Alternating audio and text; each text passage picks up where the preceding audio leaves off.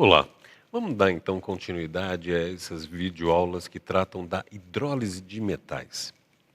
Só para lembrar um pouquinho, os metais, com exceção do sódio, lítio, potássio, os alcalinos, eles têm comportamento ácido-base de Bronsted, né? Eu vou lembrar um pouquinho essa questão, né? A gente já falou bastante de dissociação do processo ácido-base desses metais, só para lembrar um pouquinho lá no começo, antes de a gente fazer alguns exercícios. Por exemplo, a gente lembra que o ferro 2, na verdade, que a gente escreve como uma espécie hidratada, na verdade, ele está solvatado. Então, se a gente fosse olhar a partir de geometria desse ácido complexo, ele ficaria dessa maneira. Claro, nessa disciplina a gente não está preocupado, nós não estamos preocupados com esse aspecto de geometria, como que ela fica no espaço. É só mais para, agora que você já está um pouco mais acostumado com a ideia de ter hidroxocomplexos, a gente possa pensar um pouquinho como é que ele se comporta, né? Vamos imaginar então que essas ligações aqui estariam num plano, né? Então ficaria uma base, aonde em cada ponto dessa base a gente tem uma molécula de água. No caso do ferro em particular, são 6 moléculas de água. A quantidade de moléculas de água que cada íon interage para fazer a camada de solvatação depende da química do metal, da química daquela espécie, né? Então isso tudo seria o 2 mais, né? A maior parte dos metais acabam sendo 6, mas esse tipo de assunto, como que o metal se comporta com as moléculas de água, por que são 6, por que essa geometria, é um assunto que a gente vai tratar um pouquinho melhor lá na frente, quando a gente falar de equilíbrios de complexação ou equilíbrios de coordenação. A gente vai tratar de outros tipos de complexo. Aqui, a preocupação é exclusivamente hidroxocomplexos, né? Então, se a gente olhasse por esse modelinho aqui, então a gente tem uma molécula de água de solvatação, é essa molécula de água que pode perder o próton. Veja, eu vou até mudar aqui, né? Então, um desses prótons aqui pode ser perdido, né? Então, ele pode voltar, né? Às vezes pergunta assim, mas como essa ligação? Essa ligação química é uma ligação igual a todas as outras, não tem diferença. Uma forma da gente mais voltar ou vincular esse conhecimento com aquele que a gente tem lá da química geral, era como se a gente falasse que esse oxigênio tem 2 pares de elétrons livres e são esses 2 oxigênios que estariam formando, entre aspas, uma ligação dativa, se a gente estivesse falando numa coisa assim, né? Então essa é uma estrutura, isso é uma espécie química solvatada, além dessa tem mais moléculas de água, e aí então essa molécula, esse íon no caso, vai perder um próton, esse próton verdinho aqui, né, que eu só chamei ele de verde só para chamar atenção, né, elas não têm cor, né, claro, bom avisar, né. Então, ó, todas as águas estão aqui, isso. E aqui nesse caso, então, sobrou o OH. Esse é aquele OH que a gente reescreve, ó, eu poderia reescrever essa equação aqui, opa, voltou para onde foi, mais H+, e OH. Vocês veem que até agora a gente tem escrito de uma forma mais simples e vamos continuar escrevendo nela, porque escrever essa coisa enorme aqui é muito pouco prático. Então a gente vai escrever de uma forma assim, ou diferente, né? Só lembrando por que a gente escreve assim. Quando eu escrevo o ferro 2 mais aquoso, eu estou pensando em toda essa estrutura e a gente está preocupado só com essa molécula de água que está perdendo o próton. Então ela a gente escreve aqui fora. Veja, portanto, que essa molécula de água não é uma molécula de água qualquer que está tendo uma interação com o ferro. Não, essa quando a gente escreve o ferro 2 aquoso e essa água aqui, nós estamos falando, essa é a água de solvatação. É uma licença poética que a gente faz na equação química para falar metal tendo um comportamento ácido-base. Senão a gente teria que escrever essa estrutura toda e... Nossa, já pensou? Então, as outras moléculas de água estão escondidas, né? Então eu tenho ele O+, mais H+. Então, tem uma constante de equilíbrio, que é a mesma aqui. Essas duas equações são iguais, elas dizem exatamente a mesma coisa. Só que aqui é numa representação onde a gente está mais preocupado com a parte de geometria e tudo mais, só para a gente ter uma noção do que está acontecendo. E essa daqui, aqui embaixo, é essa que a gente usa e vai continuar usando, né? Só que quando a gente olha essa estrutura aqui embaixo, o que a gente está imaginando é isso que está escrito aqui em cima, né? Eu quis fazer essa primeira etapa do vídeo só para lembrar a gente disso, o que é que a gente está fazendo. E que essa molécula de água é, na verdade, uma molécula ligada ao ferro, que eu simplesmente estou chamando a atenção dela, né? Lembra aquela regra que a gente tinha comentado já no começo das videoaulas, que as espécies que não são importantes para aquele fenômeno que a gente está tratando, a gente omite. Basicamente significa dizer, as moléculas de água, quando não interessam para a gente omite. A gente, né, a gente omite, a gente deixa ela oculta. Elas estão lá, elas fazem parte do processo. Nesse é um caso onde eu preciso mostrar a molécula de água. Ela está fazendo parte direta do processo. Por isso que a gente apresenta, né? Então, feito então essa revisão aí do comportamento da hidrólise de metal. Hidrólise de metal sempre vai estar associado à ideia de formação de hidróxido complexo, formação do precipitado, o hidróxido do metal, né?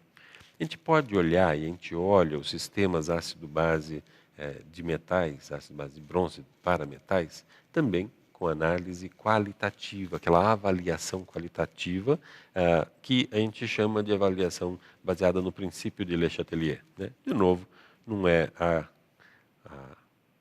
é um método que, na verdade, baseado na lei da ação das massas, mas por uma questão histórica, até de ensino, para manter uma analogia com o que a gente fala nas outras disciplinas, a gente chama de princípio de Le Chatelier, né? A análise qualitativa ela tem duas utilidades, né? Eu já comentei isso rapidamente antes, mas a gente tem que reforçar isso bastante. Uma delas é a gente prever o comportamento. Eu olho para as equações, causa uma perturbação, alguma substância, alguma concentração, alguma espécie que é alterado, e isso então propaga, faz com que as concentrações das outras espécies se alterem. E eu quero saber que espécie altera ou como vai alterar a concentração daquela espécie, ou a quantidade daquele material.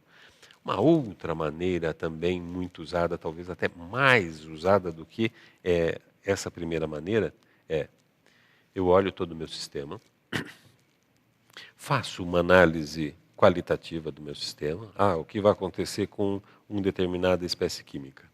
A situação é inconclusiva. E aí, quando é inconclusiva, em tese, eu não posso responder.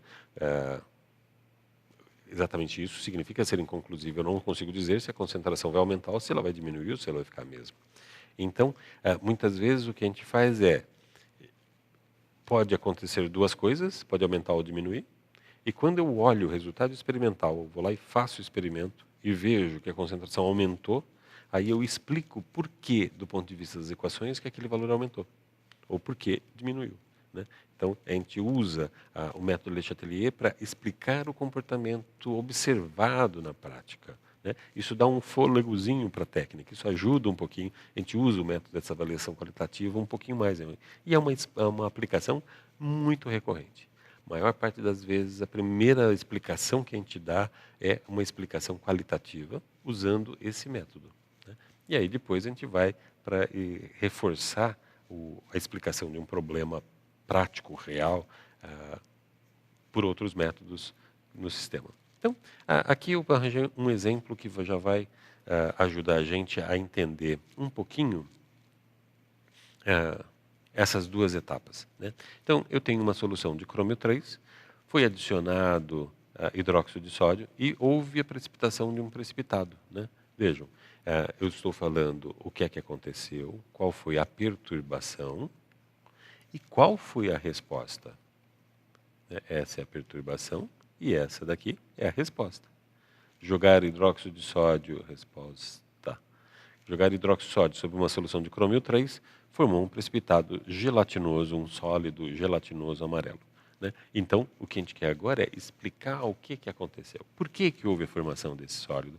Quem deve ser esse sólido, né? Por que formou esse precipitado? né? E depois a gente vai ver também que, se alterar a condição experimental, pode gerar uma outra resposta, e aí então a gente poder explicar a nova resposta que vai se formar. Eu vou mostrar isso em 2 exemplos. Esse daqui é o primeiro, e aí, em sequência, vai ter uma continuação, uma alteração, uma outra alteração nesse exemplo. Então, agora vamos começar a escrever as equações químicas para poder explicar essa situação. Então, começar a escrever as equações. Vamos escrever pela equação da água. Eu acho sempre bom ressaltar, e vou falar isso sempre, sempre, sempre. A ideia é que, quando você estiver escrevendo isso daqui na prática, você vai ouvir minha voz falando, ele começa pela água, para não esquecer de escrever a equação da água. Precisa escrever pela água primeiro? Não, não precisa. Você pode escrever a equação química que você quiser. Como minha memória é muito ruim, eu prefiro sempre escrever a molécula de água para não esquecer essa equação de altionização da água primeiro. Veja, é um equilíbrio com o crômio, crômio 3, então a forma de escrever a equação é um pouco diferente. Eu tenho que colocar a água de solvatação que vai estar perdendo o próton. Então agora tem o 2+, mais H+. Ele é um comportamento ácido base igual a qualquer outro. Seu pK1, pK2, a primeira espécie. A primeira espécie perde um próton, formando o primeiro hidróxido complexo. Olha um errinho aqui. Você prestou atenção nele? Ó. Daqui é uma água, é o solvente, né? Mesmo ele fazendo parte daquela estrutura, a gente continua chamando ele de solvente. Agora, então, a gente forma o segundo hidróxido complexo, ainda catiônico. Essa é uma espécie catiônica, é uma espécie que tem carga positiva, é um cátion. Essa é uma linguagem bastante recorrente da gente, embora raramente a gente escreva em algum lugar, né, uma definição formal disso. Então, catiônico é um cátion, aniônica é um ânion. Catiônico é positivo, aniônica é negativa. Então, a espécie, aqui tem carga 2+, deixa eu colocar aqui em vermelho para ficar mais fácil de ver. 2, 2+ com 0 e forma 2+ desse lado, o balanço de carga está satisfeito. Aí a gente continua, então agora a espécie crômio 2+, aquoso com uma carga mais com a água, formando a espécie neutra, o hidróxido complexo neutro, mais H+. Você pode se perguntar, e está se perguntando, mas quantos hidróxidos complexos vão ser formados?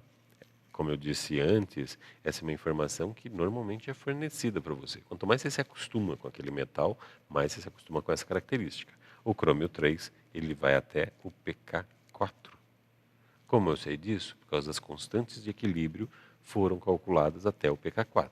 Se eventualmente a gente conseguir pegar uma tabela daqui a um mês e tem um pK5, então significa que também a gente pode escrever mais uma. Então, não para aqui. Tem mais uma equação.